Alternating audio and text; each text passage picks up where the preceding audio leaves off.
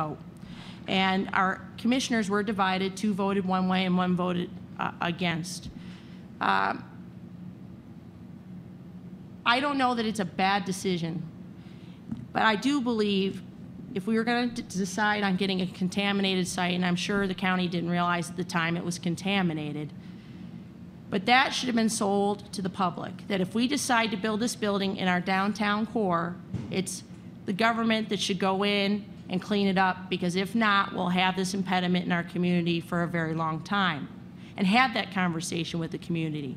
When we found out that building had asbestos and we went through all the actions with the actual remediating contractor, I actually spoke with the Public Works Director at that time and asked him, why aren't you utilizing the Brownfield Fund of the state? That's what we have it for. And it's my understanding that the state's Brownfield Fund, and an application was made, and we did clean up that site.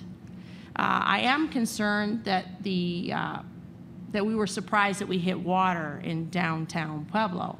I think most of us know that anywhere in downtown Pueblo, you're likely to hit water. I mean, the same thing happens in the city of Denver, downtown. If you're building a large building and you're going in the ground, you're going to hit water. It's not unusual that you actually, and the term in construction is you actually have to de-water.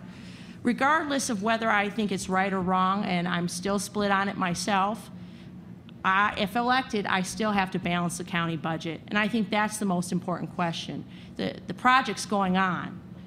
How do we balance the county budget? And I think that is what I'll be faced with, not just the construction, but actually how do you pay for it going into the future? Okay. John? Thank you. If you'll recall, I was the one vote that voted not against the project, but I wanted to delay it until the economic times came back a little bit better. I was there when we purchased the land. I was there when we cleaned up the land, and I was there all through the design of that building.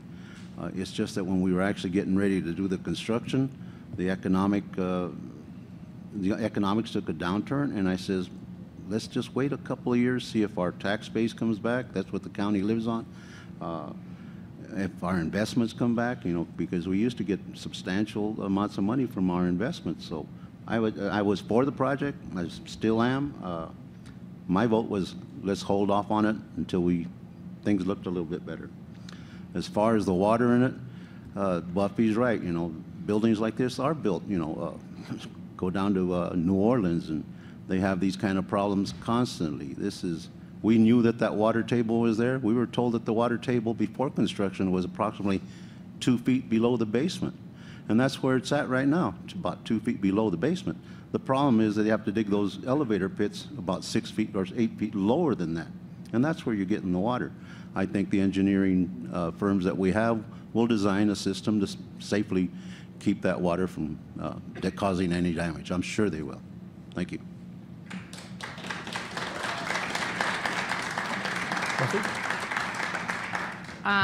Thank you, Mr. Cordova, for correcting how you voted. I mischaracterized it, and I appreciate your correction. I am concerned, though. It's my understanding we paid about $5 million for the design of the building, and I think those questions should have been asked in the course of the design. But I also believe, and wonder still today, why are we not approaching the federal government and utilizing the facility with us? There are a lot of services we could provide in southern Colorado on the federal level. We have 3 federal prisons and a camp, not even 40 miles from Pueblo. We have FBI that needs to be issued warrants, both here in Colorado Springs. They could utilize part of that courthouse here, and we could have used site prep monies from the federal government in conjunction with the county government to do that project. Okay. John? If I might add, one of the comments I had before we started that project, and I was talking, I think it was Barb Vidmar or somebody like that, and I says, you know, it'd be nice if the municipal courts were in this building, because we're going to build a fairly nice building. Maybe if you have to go to court anywhere in Pueblo, Colorado, it'd be nice if you went to one building. So I did, you know, have that thought in mind. Okay. Thank you. Okay. We'll move to our next question. John, you'll handle this one first.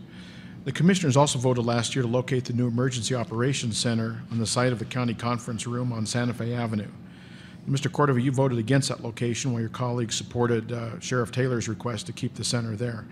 Can you comment on that, please? I'll be glad to. The reason I opposed it was based on the sheriff's own report that he produced by, I forget the name of the two engineering firms or consultants that produced that report.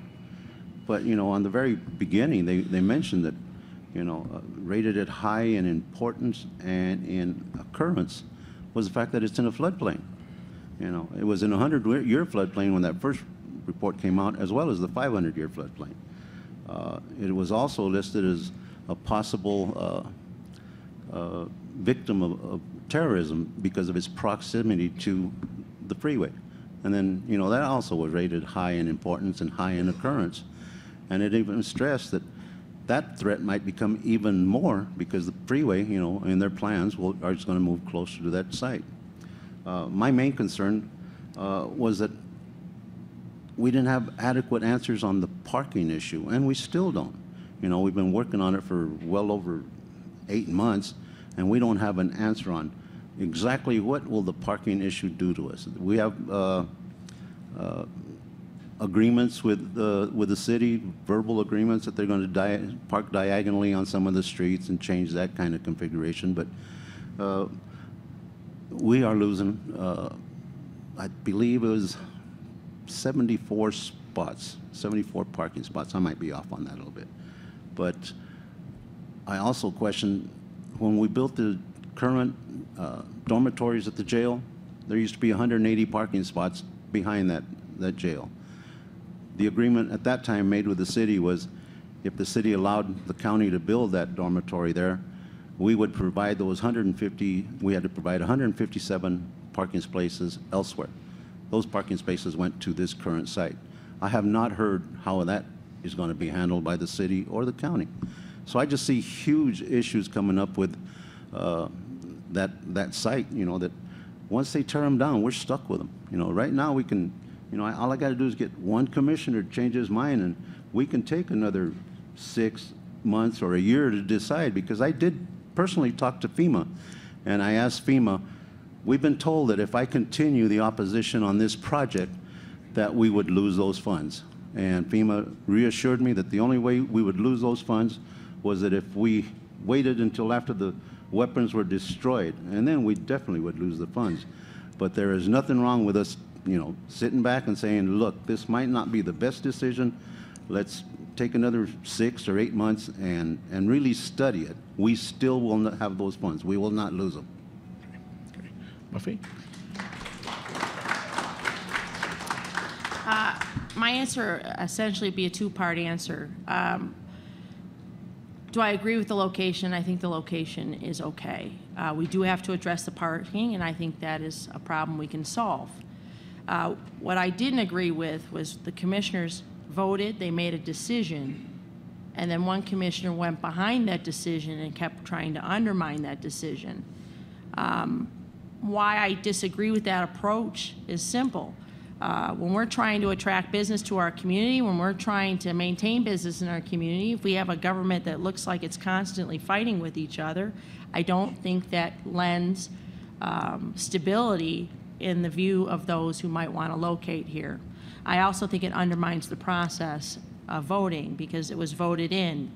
I'm sure as a county commissioner, if I'm elected, that there will be votes that I may or may not win, but that doesn't mean I go behind the vote and try to undermine the process. I didn't agree with the location that was suggested out east because they were by the interstate gas, 2 major interstate gas lines.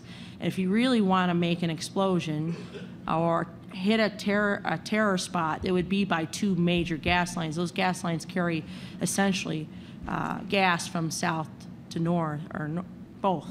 I think they go both. Sorry, I'm not sure which direction they go, but they are major gas lines that run right through Pueblo County, right by that site. But as far as terroristic spots, I mean, I worked with correctional officers where almost every adjudicated guilty international and domestic terrorist is located in Florence. There are things you can do to safeguard your building. I am concerned about labeling our downtown as a huge flood area, because I've watched what happened to people in Colorado City trying to get homeowners insurance on an area that actually, in my opinion, doesn't appear to be flood prone at all anymore, and they have a hard time getting insurance. I don't want that to happen to our people here in downtown Pueblo or businesses in downtown Pueblo trying to get insurance for their facilities. Okay. John? As far as the flood insurance, that is there.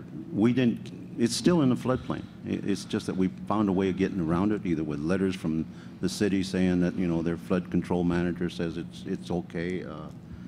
That floodplain is still there. So if you've got a business in that floodplain, your insurance rates are going to be up no matter what. As far as my location on it, true, there is a gas line out there, but that gas line, I believe, goes right through the airport. So I don't know if it's more effective if a terrorist wanted to disrupt the community, whether he'd attack the airport or the emergency operations center. I don't think that particular thing would be a problem because it's about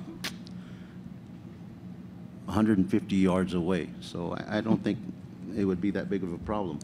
What I did see on that site was, and I did check, all the utilities are there with the exception of a sewer. I had a friend of mine who is a contractor, excavation contractor, a well-known one.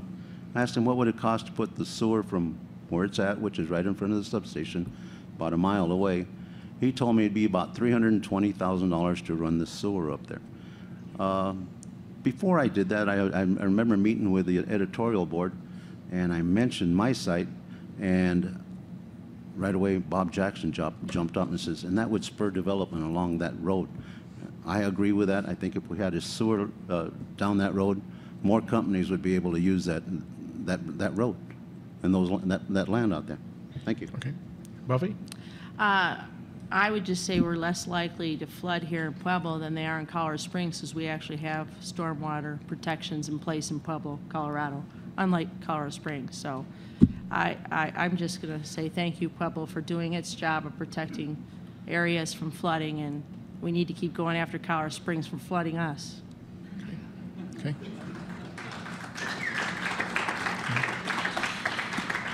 Okay, Buffy, you'll handle this question first. Several years ago, the commissioners were embarrassed by news reports that they spent too little time in the office, used county vehicles for personal travel, and traveled too much at taxpayer expense. Any comment on that?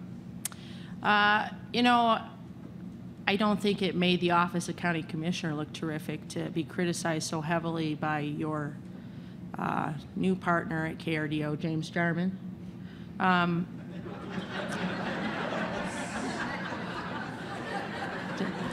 I didn't mean that to be a slight, Steve. I meant to plug your partnership at KRDO and Pueblo Chieftain. Thank you so much, Buffy. You're welcome.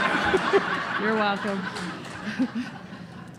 Okay, we got a good laugh. But on a stronger note, it's interesting because as state elected officials, we didn't have a budget really to travel. We didn't have a budget to buy stuff. We didn't have a state vehicle. So it's rather a foreign concept to me not to have to figure out a way to pay for things yourself. I just know that due to the reporting coverage, I think it's made probably any elected official in Pueblo more accountable to the taxpayers because they know people are watching. And so in the end, I think it's probably not a fun experience if you're the one being followed and taped, but I think it probably is best for the taxpayers because it keeps the elected politicians on our toes.